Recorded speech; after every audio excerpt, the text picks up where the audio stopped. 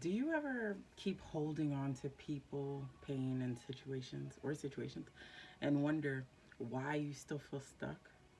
Well, what if the thing you're clenching is the very thing that's keeping you from your breakthrough? Letting go isn't about forgetting, right?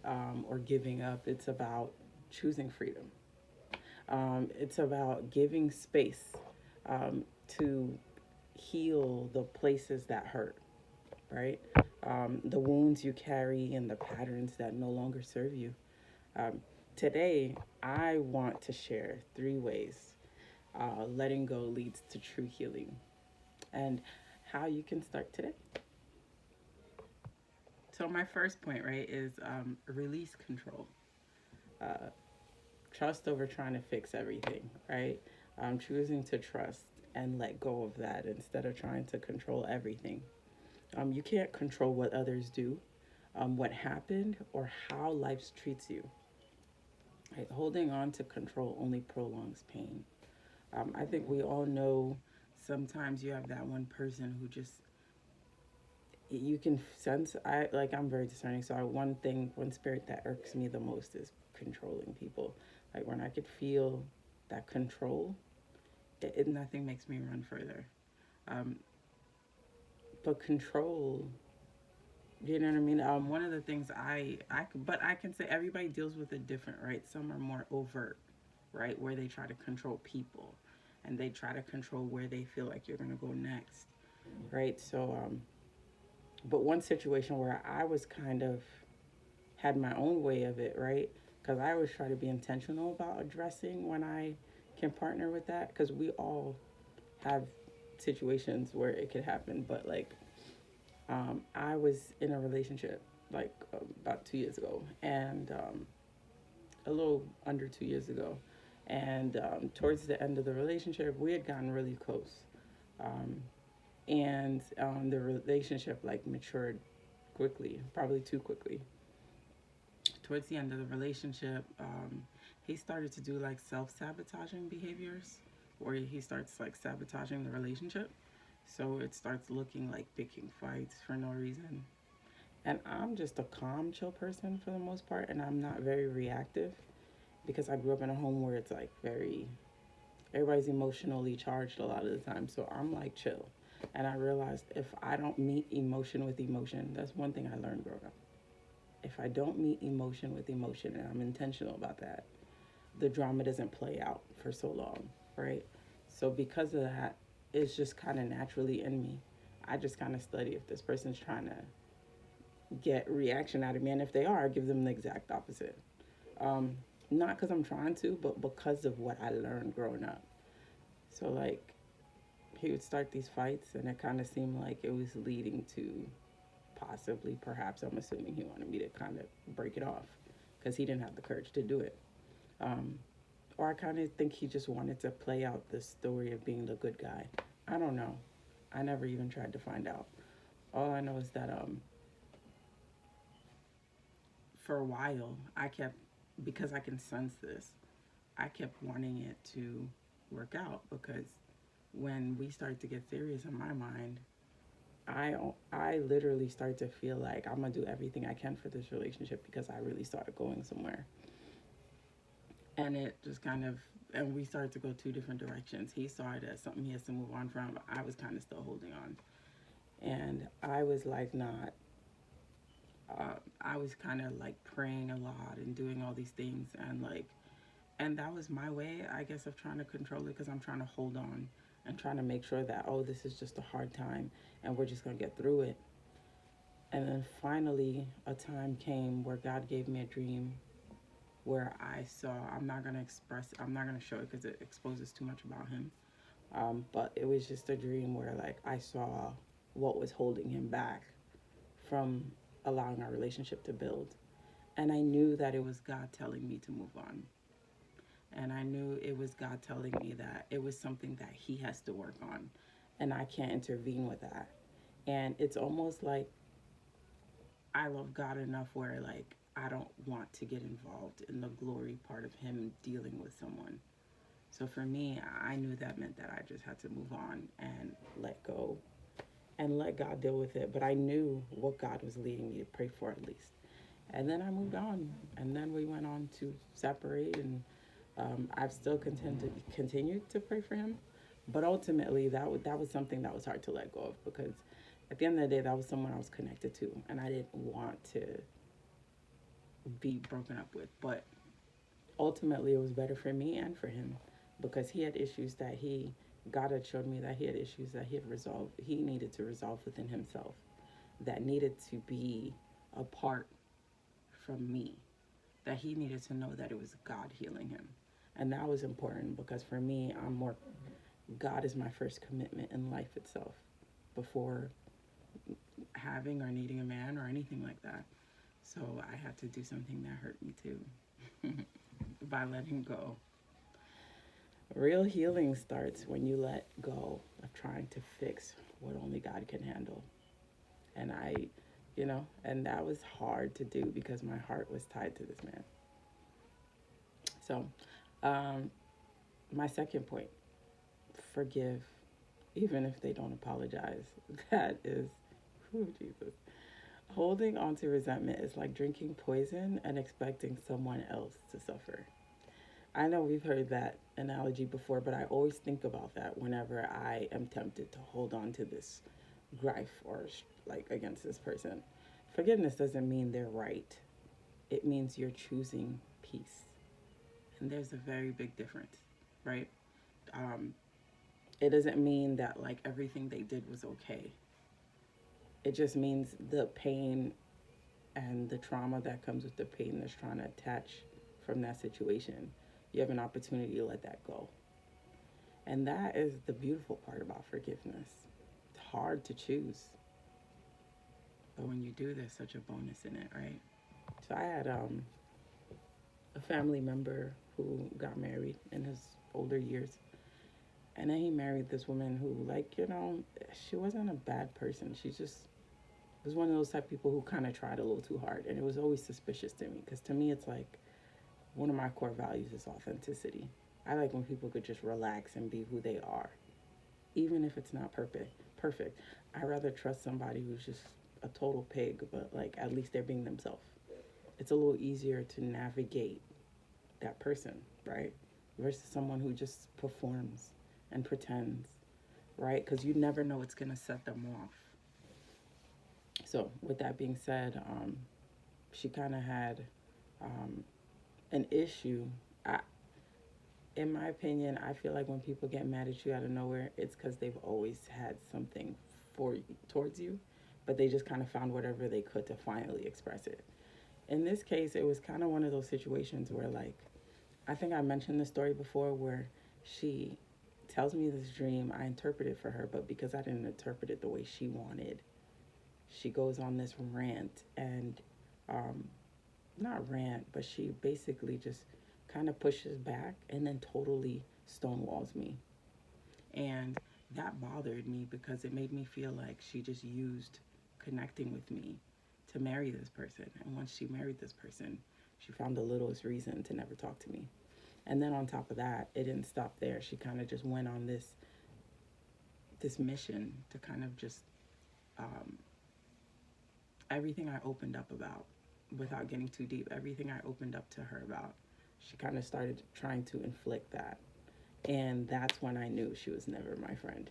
Anytime someone becomes close to you and you open up about things like childhood wounds and stuff like that, anytime you get that deep and then they get mad at you and they start using that against you, they were never your friend. I promise you that.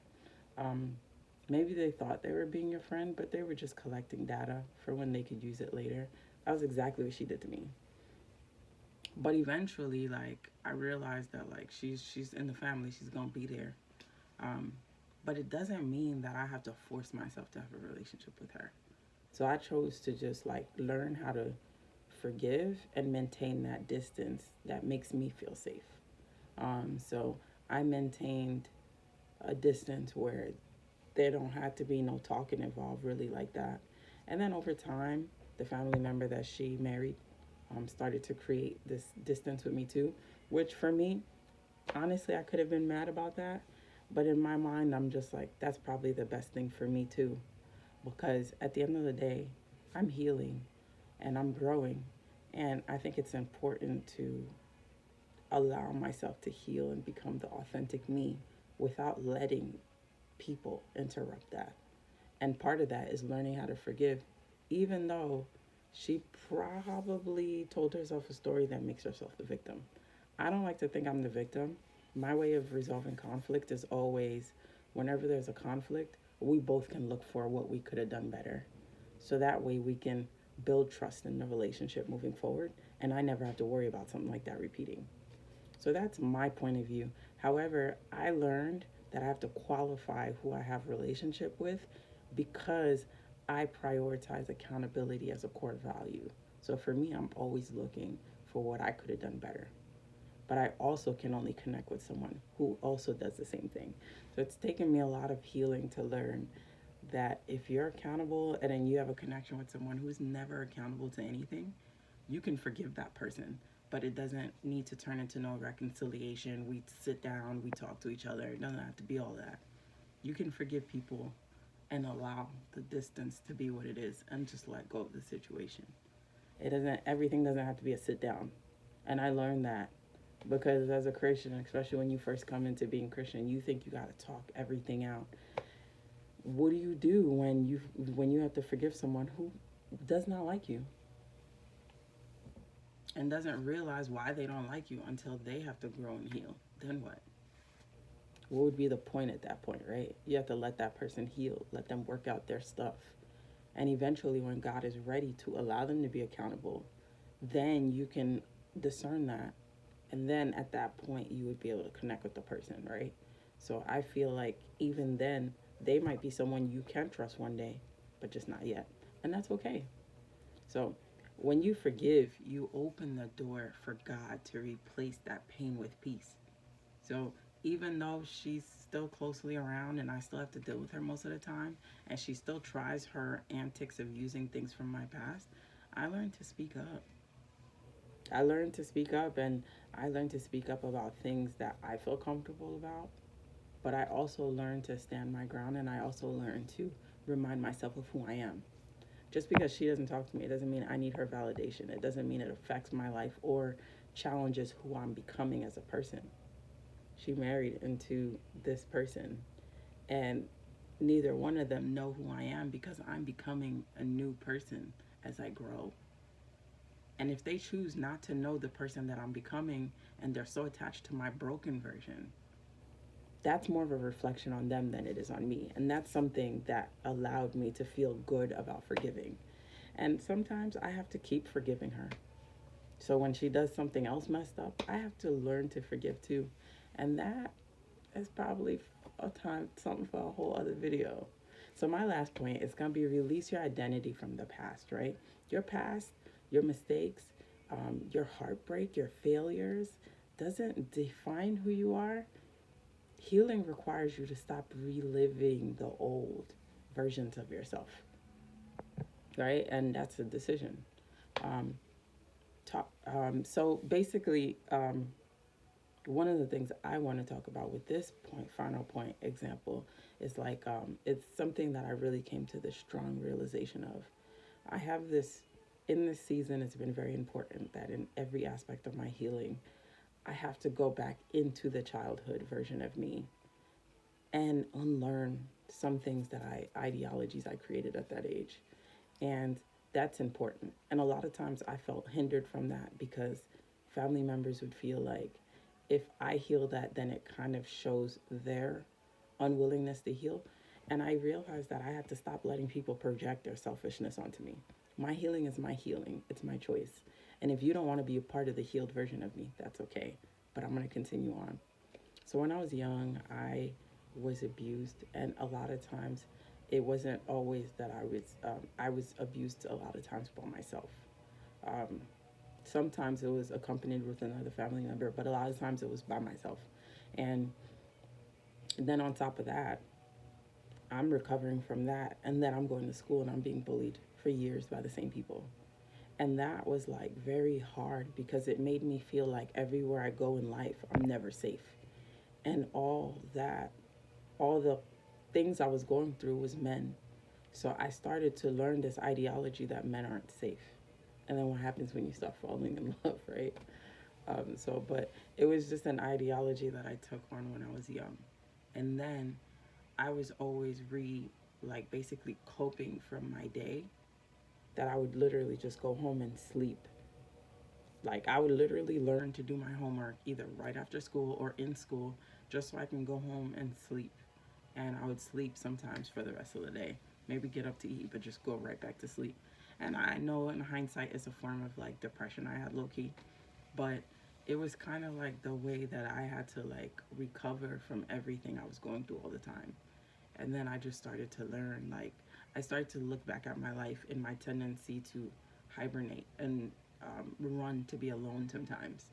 And when things get really intense, especially when it's conflict with men specifically, especially when men are unstable emotionally, and I would run away and then need to be away and then stabilize myself.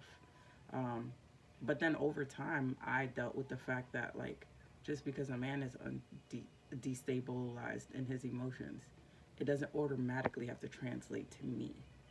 So when I go back to the ex that I used in the first example, it was the first time I started to see, wow, I'm growing, I'm healing.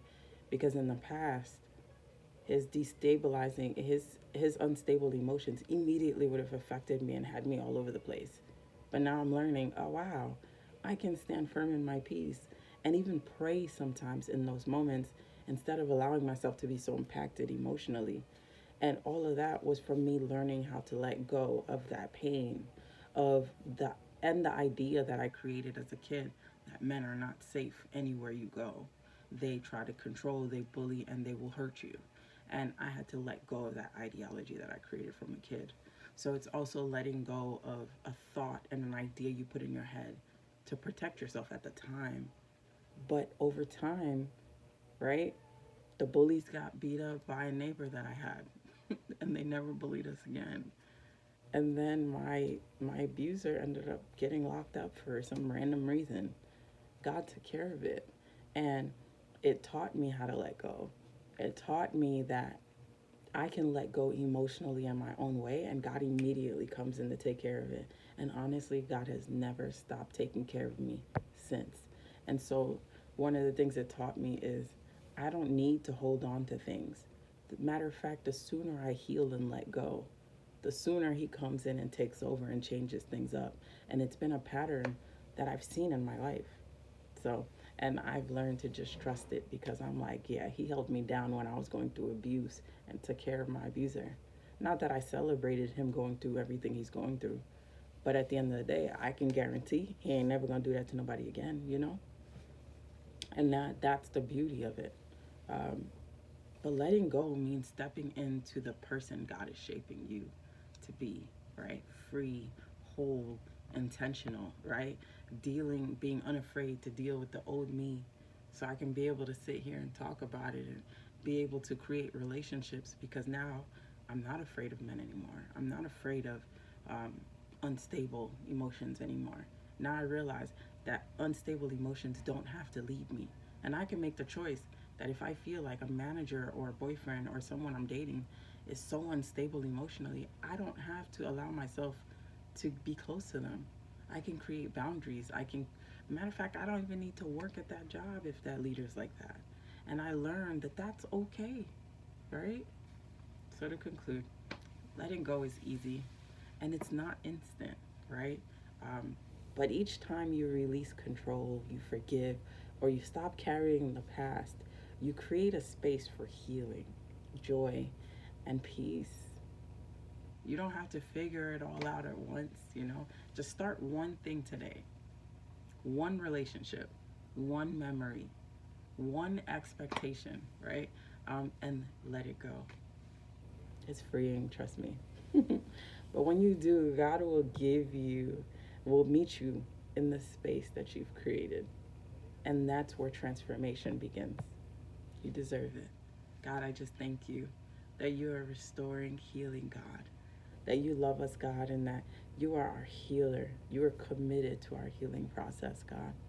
And God, I just thank you for for the courage you give everybody to be willing to look into their past, their painful past, to be able to learn how to allow themselves to become the original version that you saw for them, the glory that you want to restore in their lives, God. God, I also pray that you allow your love to fill our hearts so much that we can learn to love our enemies, because without them we wouldn't be able to gain an understanding of who we're becoming, accept the new version of us that's coming about, God. God, I just thank you that your joy fills every space, that your peace fills every space that we choose to let go of, God. I thank you that even today we will begin to see, and this is what I started to see too, is as soon as I started to, I've been, doing a little bit of dating, but like as I let go of, as soon as I started to discern some negative things that God was God was telling me to let go of, as soon as I discerned that, God would replace it with something better. And God was teaching me in all of that, like, if you let go, then I can replace it. Be willing to let go of the bad, and God will immediately replace it with the good. But you have to trust the process, and that's a hard thing to do. But I empower you, I encourage you. Follow, like, subscribe, comment, please. I love to hear, um, rather it touched you or not, or if you want to even share any stories or anything like that. I haven't had any of that yet, but I would love to. But God is here for you. Oh, in Jesus' name, amen. I'm sorry, I got to make sure I stamp that prayer in for you. But again, follow Creatively See Healing. Um, I definitely am on a mission to try and make healing cool, make healing something that is like a social norm. And especially when people have been through trauma, I want it to be something that removes that shame culture is removed around that. And people stop treating people who've been through trauma like we're broken. We're not broken. We're warriors that had to go through situations to be sharpened. Unfortunately, we just didn't have the right people to teach us and guide us. But now we can turn into those teachers and guide those who don't have mentors and people they can help. And that's what we're here for. That's what those stories are about. Anyways, thank you for listening.